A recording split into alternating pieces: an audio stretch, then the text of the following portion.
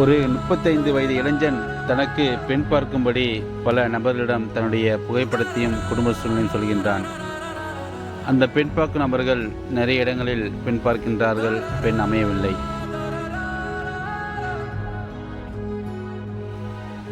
அந்த 35 வயது இளைஞர் மற்றொரு நபரிடம் புகைப்படத்தையும் குடும்ப சூழ்நிலையும் சொல்லி பெண் பார்க்கும் சொல்லும் பொழுது, அருகாமல் இருந்த 2 வாலிபர்கள் இவரை கேலி செய்கின்றனர். தலையில் முடியில்லை, வழுக்கு விழுந்து விட்டது, முகத்தில் பள்ளம் விழுந்து விட்டது, இவனுக்கெல்லாம் எதுக்கு கல்யாணம் அப்படின்னு சொல்லி அவர்கள் கேலி செய்கின்றனர். இதை கேட்ட அந்த இளைஞன் மனம் தாங்காமல் தற்கொலை செய்ய முயல்கின்றான். 35 வயது இளைஞன் தற்கொலைக்கு முயலும் பொழுது அந்த வழியில் வந்த ஒரு இளைஞனால் காப்பாற்றப்படுகின்றார். அப்பொழுது இந்த இளைஞன் கேட்கின்றான், ஏன் தற்கொலை செய்ய போகின்றார் என்று. அவனது குடும்ப சூழ்நிலையும் அவனது மனக்குமுறல்களையும் அந்த இளைஞனிடம் சொல்கின்றான்.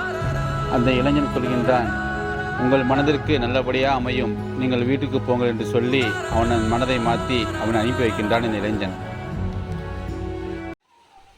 2 நாட்களுக்கு பிறகு அவன் வசிக்கும் தெருவில் ஒரு கூட்டம் மேளதாளங்களோடு சீர்வரிசையோடு வந்து கொண்டிருக்கின்றன. இவன் அதை பார்த்துவிட்டு எப்போதும் போது நம் வீட்டை கடந்து சென்று வேண்டும் என்று எண்ணி மன விரக்தியில் வீட்டுக்குள் செல்கின்றான். சிறிது நொடி கழித்து தனது வீட்டு வாசலில் அந்த சத்தம் கேட்கின்றது. இவன் கதவை திறந்து பார்க்கும்போது ஒரே ஆச்சரியம். அந்த காப்பாற்றிய வாலிபன் இவன் வீட்டு வாசலில் நின்று அழைக்கின்றான்.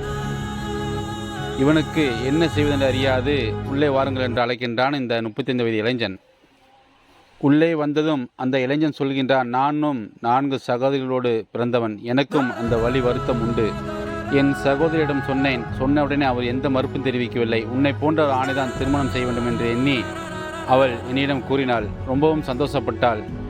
தன் சகோதரிகளுக்காக இளமை காலங்களை முழுவதும் உழைத்துவிட்டு தன்னுடைய வாழ்க்கைக்காக துணை தேடும் பொழுது கண்டிப்பாக என்னை இறுதி காலம் வரை அவன் கலங்காமல் பார்த்துக்கொள்வான் என்ற நம்பிக்கை எனக்கு உள்ளது. அந்த இளைஞனையே எனக்கு மனமுனைத்து வைங்கள் என்று என் சகோதரி என்னிடம் கூறினாள். அதற்காக என் குடும்பத்தை அழைத்துள்ளேன். நீ ஏற்றுக்கொள்வாய் என்று கேட்க அவனுக்கு சந்தோஷம் தாழவில்லை. திருமணம் என்பது வயதுக்காக அல்ல, 2 உள்ளம் இணைந்து வாழ்வதற்காக. கண்டிப்பாக இது போன்று ஒன்றுபட்டு ஒருவனுடைய கஷ்டங்களையும் ஒருவருடைய துன்பமும் அறிந்து அவனுக்காக வாழ்க்கை கொடுக்கும் எத்தனையோ பெண்கள் இன்னொரு காலத்தில் வாழ்ந்தார்கள். இந்த காலத்தில் காண்பது மிகவும் அரிது. கண்டிப்பாக